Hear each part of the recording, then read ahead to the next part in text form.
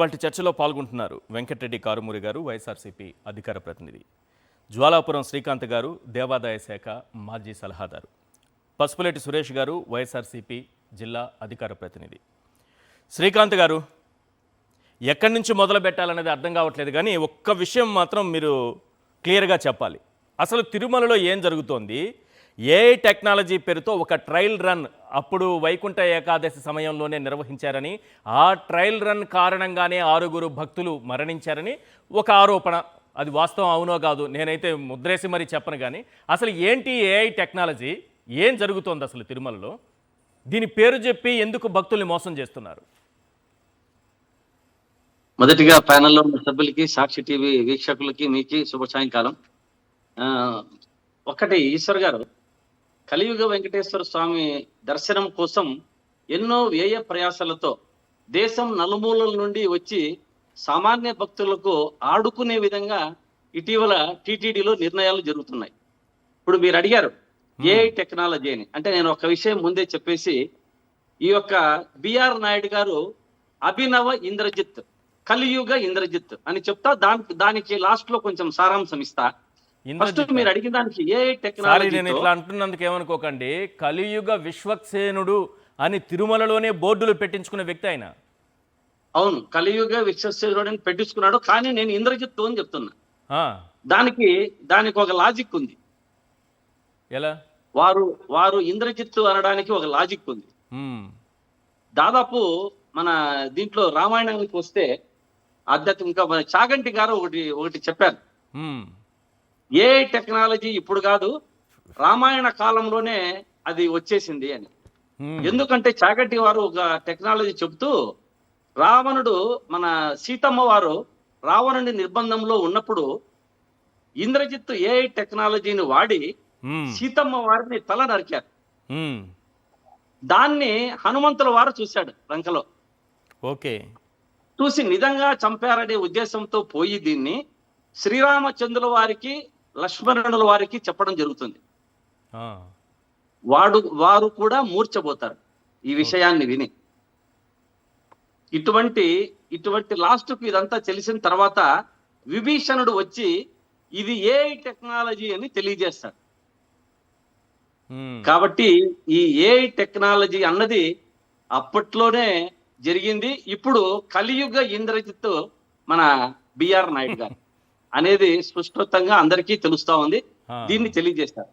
కానీ ఒక విషయం, ఏఐ టెక్నాలజీ విషయానికి వస్తే, మనం ఆలయము ఎంతసేపు ఉంటుంది, ఈ ఆలయము ఎన్ని గంటలు మూస్తారనేది ఒక చిన్న మనం చర్చ ఒక 5 నిమిషాల్లో మీకు తెలియజేస్తా. చెప్పండి.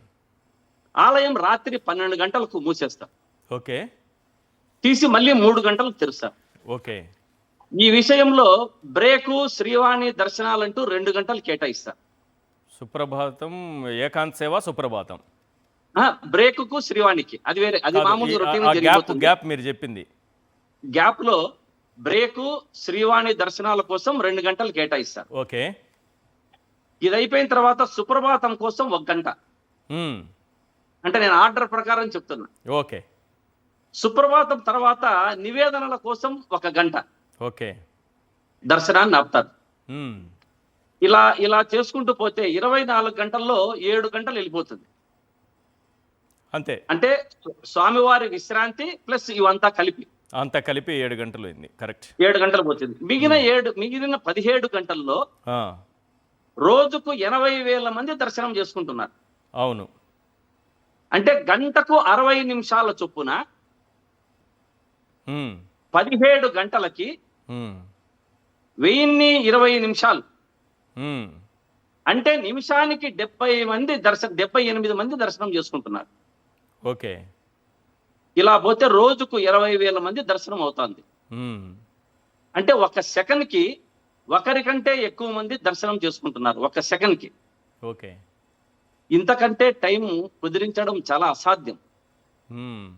ఇది ఎవరి చేట కాదు ఇది. కానీ క్రౌడ్ మేనేజ్మెంట్ అంటూ ఇప్పుడు బిఆర్ నాయుడు గారు ఏఐ టెక్నాలజీ పనిచేస్తుందని, ఆలయంలో దర్శనం చేసుకునే వారికి టైం కంట్రోల్ అంటూ, శ్రీవారి దర్శనం చేసుకునే వారికి ఇంతకంటే ఎక్కువగా, అంటే 3-4 గంటల్లో 80,000 మందిని ఆయన దర్శనం చేయించే ఏర్పాటు చేస్తున్నాడండి. ఆ, అంటే ఇది ఎలా సాధ్యమవుతుంది? ఇది అసలు ఆలయంలో ఇది జరిగే పనేనా? దీనికంతా ఒక్కటే అనిపిస్తోంది అంటే నాకు. వర్చువల్గా ఏమైనా సీఎం దర్శనం చంద్రబాబు చేయిస్తారేమో. ఇది మీరు చెప్పిన లెక్క ప్రకారం చూస్తే ఇది అసాధ్యం.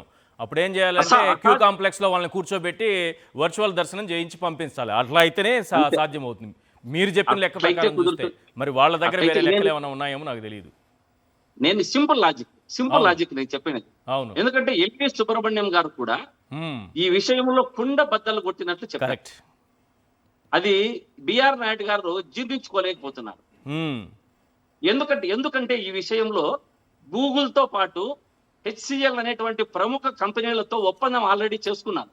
మ్మ్. ఈ ఏఐ టెక్నాలజీ ద్వారా వండర్స్ సృష్టిస్తామని. మ్మ్. ఈ ప్రకటన చూస్తుంటే ఎలా ఉందంటే, గత 5 ఏళ్ల కింద చంద్రబాబు నాయుడు గారు అమరావతిని సింగపూర్ చేస్తానన్నది ప్రజలకంతా గుర్తొస్తోంది. ఆ. 4 గంటల లోపు 80,000 మందిని శ్రీవారి దర్శనం ఎలా చేయిస్తాడనేది చాలా బంపర్ ఆఫర్ ఇచ్చారు. ఆ. బిఆర్ నాయుడు గారు ఈ కాకి లెక్కలన్నీ నిరూపించేందుకు నేను చెప్పిన ఇంతకు ముందు చిన్న లాజిక్ అంతే. ఈ 24 గంటల్లో కానీ ఎంతెంత ఒక మంచి పోతే పాయింట్ ఏమేమి అయితే వస్తుంది, చెప్పారు. ఏమేమి నిజానికి తప్ప. ఏఐ టెక్నాలజీ ఉపయోగించి 2 గంటల్లోనే వాళ్ళకి దర్శనం చేసి ఇంటికి పంపించే పని అయితే ఇప్పుడు ఉన్నటువంటి 2 క్యూ కాంప్లెక్స్లు సరిపోతాయి. 3వ క్యూ కాంప్లెక్స్ ఎందుకు కడుతున్నట్టు? 2 గంటల్లో అంతే. దర్శనం అయిపోతే ఉన్న క్యూ కాంప్లెక్స్ కూడా తీసేయాలి అసలు. అవును, 100%. ఇప్పుడు మళ్ళీ ఈ 3వది AI ఎందుకు కడుతున్నాం టెక్నాలజీ- మనం? ప్రజలకు చెప్తున్నది ఏంటి, భక్తులకు చెప్తున్నది ఏంటి, ఇక్కడ జరుగుతుంది ఏంటి?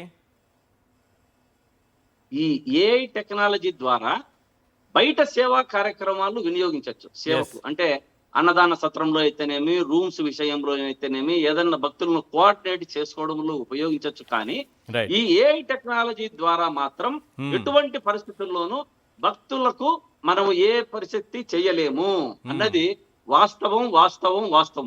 ఎవరైనా ప్రజలందరికీ కూడా తెలిసినదే ఈ విషయం. ఎస్. కానీ ఈ ఏఐ టెక్నాలజీ ద్వారా భక్తులకు దర్శనాలు చేపిస్తానని చెప్పడం నిజంగా వారి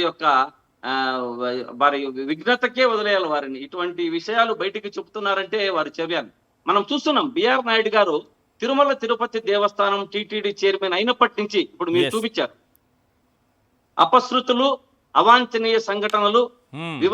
వివాదాస్పదమైన వాస్తవాలు లడ్డుతో మొదలెడితే ప్రతి ఒక్క కార్యక్రమం ఇలా తిరుమల తిరుపతి దేవస్థానంలో ఎప్పుడూ ఎన్నడూ లేని విధంగా రైట్. చేయించడం అన్నది అది ప్రతి ఒక్క అది అందరికీ తెలిసిన విషయమే, వాస్తవాలే. Right sir.